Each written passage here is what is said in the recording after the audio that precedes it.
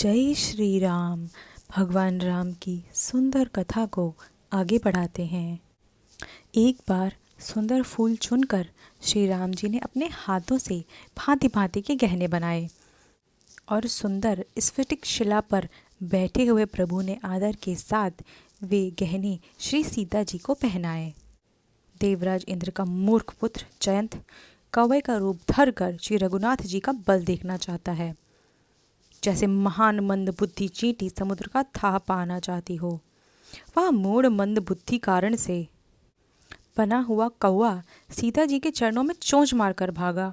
जब रक्त बह चला तब श्री रघुनाथ जी ने जाना और धनुष पर सींग का बाण संधान किया।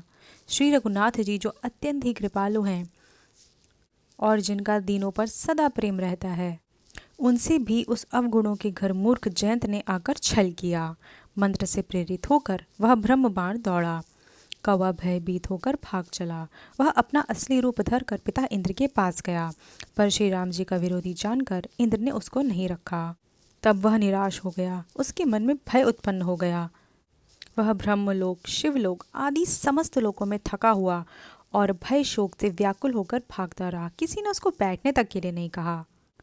जब नारद जी ने जयंत को व्याकुल देखा तो उन्हें दया आ गई, क्योंकि संतों का चित्त बड़ा कोमल होता है। उन्होंने उसे तुरंत श्री राम जी के पास भेज दिया। उसने जाकर पुकार कर कहा, हे शरणागत के हितकारी, मेरी रक्षा कीजिए।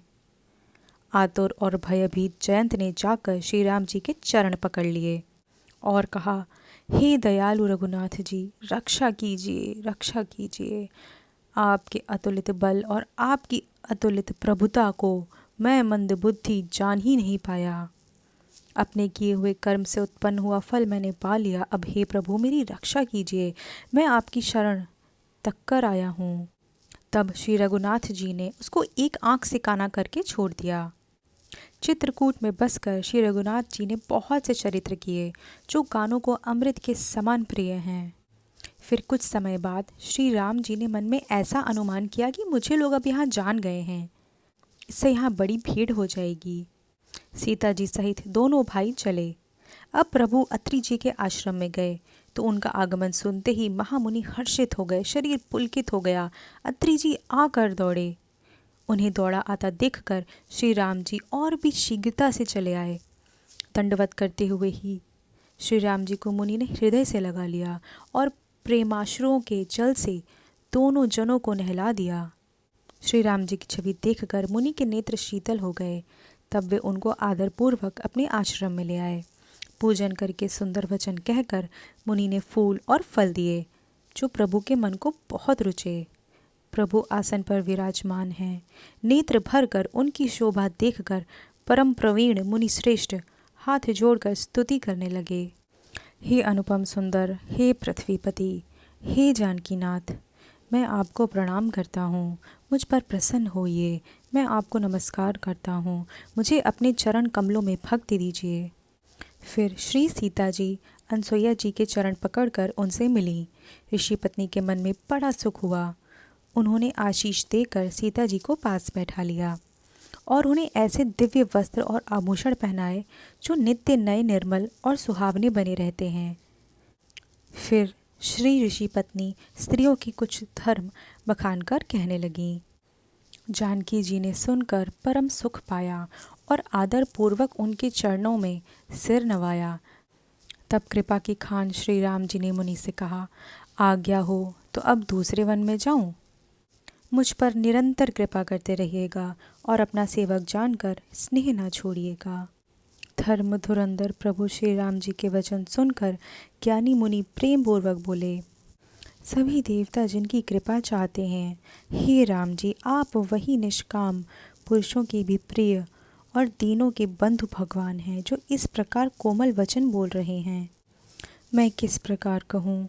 ऋषि कहते हैं, हे स्वामी, अब आप जाइए। हे नाथ, आप अंतर्यामी हैं, आप ही कहिए। ऐसा कहकर धीर मुनि प्रभु को देखने लगे। मुनि के नेत्रों से जल बह रहा है और शरीर पुलकित है।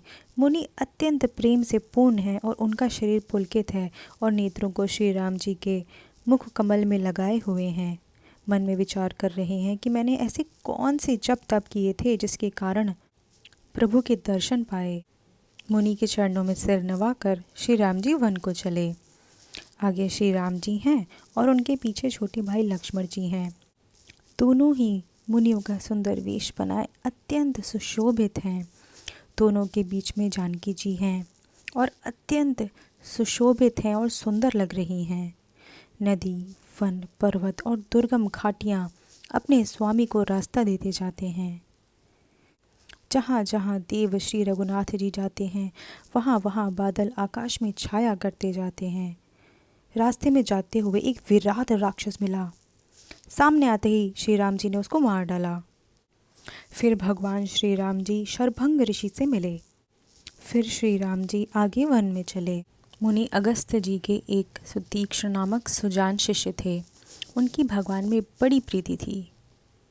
उन्होंने ज्यों ही प्रभु का आगमन सुना त्यों ही अनेक प्रकार के मनोरथ करते हुए वे शीघ्रता से दौड़ चले।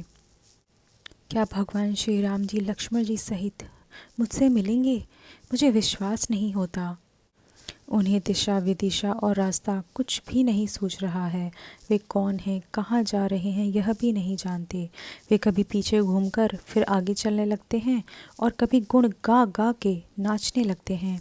मुनि ने प्रगाढ़ प्रेमा भक्ति प्राप्त कर ली। प्रभु श्री राम जी वृक्ष की आड़ में छिपकर देख रहे हैं। मुनि का अत्यंत प्रेम देखकर श्री रघुनाथ जी मुनि के हृदय में प्रकट हुए। हृदय में प्रभु के दर्शन पाकर मुनि बीच रास्ते में स्थिर होकर बैठ गए। उनका शरीर रोमांच से भर गया।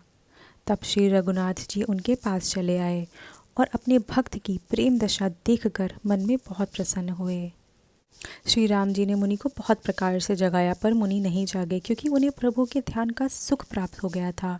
तब श्री राम जी ने अपने राजरूप को छिपा लिया और उनके हृदय में अपना चतुर्भुज रूप प्रकट किया। मुनि ने अपने सामने सीता जी और लक्ष्मण जी सहित श्री राम जी के दर्शन किए। प्रेम में मग्न हुए श्रेष्ठ मुनि लाठी की तरह गिरकर श्री राम जी के चरणों में लग गए। श्री राम जी ने अपनी विशाल भुजाओं से पकड़ के उन्हें उठाया और बड़े प्रेम से हृदय से लगा लिया।